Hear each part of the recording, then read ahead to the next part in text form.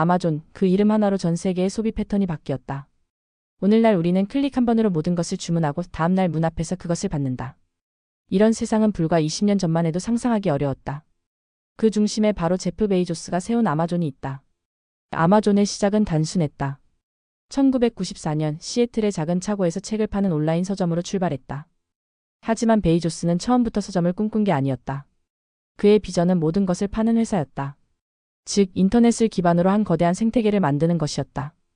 그는 인터넷이 세상을 바꿀 거라고 믿었고 그 흐름의 중심에 자신이 서겠다고 결심했다. 많은 사람들은 처음엔 비웃었다. 책을 온라인으로 누가 사겠어? 인터넷은 아직 불안정해. 배송은 느리고 고객은 오프라인을 선호해. 하지만 베이조스는 숫자로 이야기했다. 그는 인터넷 사용자 수가 매년 폭발적으로 늘어나고 있다는 데이터를 근거로 들며 지금은 작아 보이지만 곧 폭발할 시장이라고 확신했다. 그 확신은 맞았다. 아마존은 1997년 상장했고 닷컴 버블 시기에는 주가가 급등했다. 하지만 버블이 꺼지자 수많은 인터넷 기업이 무너졌다. 아마존도 예외가 아니었다. 한때 주가는 $100에서 $6까지 폭락했다. 그 시기에 수많은 투자자들이 떠났다. 하지만 베이조스는 포기하지 않았다. 그는 이렇게 말했다. 우리는 주가를 관리하지 않는다. 우리는 고객을 관리한다. 이 한 문장이 아마존의 모든 것을 설명한다. 아마존은 단기적인 이익보다 장기적인 고객 신뢰를 택했다. 가격을 낮추고 배송을 빠르게 하고 고객 서비스를 극단적으로 개선했다.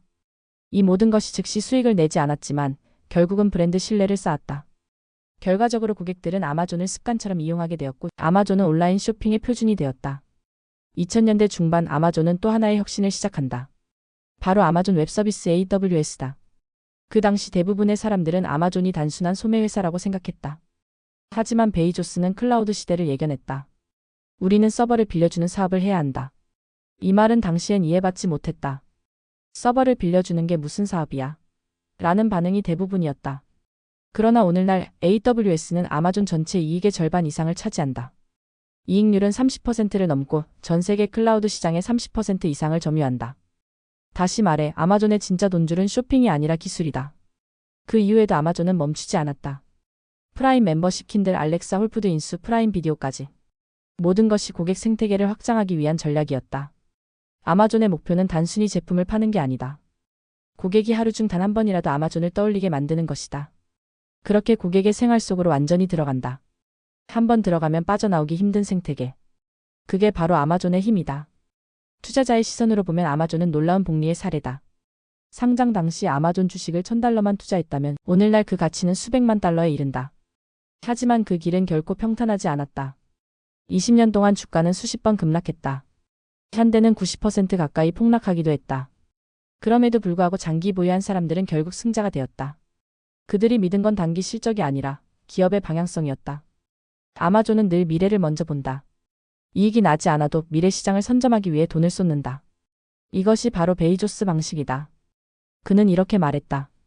우리가 하는 모든 투자 중 70%는 실패할 것이다. 하지만 남은 30%가 세상을 바꿀 것이다. 그 말은 허풍이 아니었다.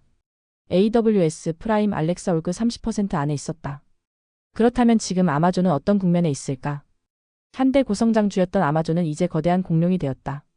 성장률은 예전보다 낮아졌고 규제의 눈초리도 많아졌다. 하지만 동시에 안정성과 확장성은 그 어느 때보다 커졌다.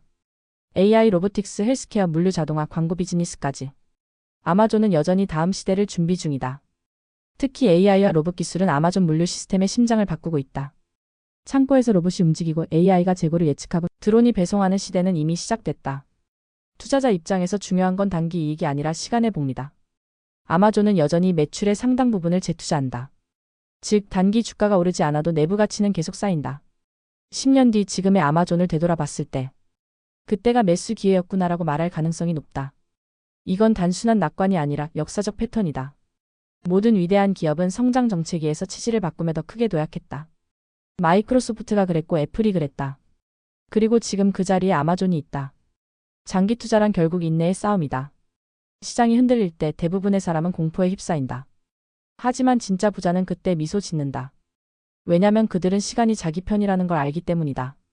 아마존은 그 시간의 가치가 얼마나 강력한지를 보여준 기업이다. 단기적으로는 주가가 요동치겠지만 10년이라는 시간으로 보면 아마존은 꾸준히 위로 간다. 이제는 단순한 쇼핑몰이 아니라 AI 시대 인프라, 물류, 클라우드, 데이터, 콘텐츠를 모두 아우르는 플랫폼이다. 즉 21세기의 인프라 회사다. 아마존이 무너지려면 세상이 멈춰야 한다. 그만큼 그들의 사업은 이미 생활 깊숙이 자리 잡았다. 투자란 결국 미래를 믿는 행위다. 미래를 믿는 사람만이 복리를 얻는다. 단기적인 흔들림에 흔들리지 않고 기업의 철학과 방향성에 주목하는 투자자라면 아마존은 여전히 놓치기 아까운 기회다. 베이조스는 은퇴했지만 그의 철학은 여전히 살아있다. 고객 중심, 장기적 사고 실패를 두려워하지 않는 실험 정신. 이 세 가지가 앞으로도 아마존을 이끌 것이다. 그리고 언젠가 다시 새로운 혁신이 그곳에서 시작될 것이다. 아마존에 투자한다는 건 단순히 한 기업의 주식을 사는 게 아니다. 미래의 유통, 미래의 기술, 미래의 생활 방식을 사는 것이다. 그래서 아마존은 여전히 장기 투자의 상징이다. 시간이 흐를수록 그 가치는 더 커질 것이다. 결국 투자에서 가장 강력한 무기는 시간이다. 시간은 변덕스러운 시장의 노이즈를 걸러내고 진짜 가치를 드러내준다. 아마존은 그 증거다. 그래서 오늘도 누군가는 말없이 아마존을 사들인다. 그리고 10년 뒤 그들은 웃을 것이다. 이유는 단순하다. 미래는 언제나 긴 안목을 가진 사람의 편이기 때문이다.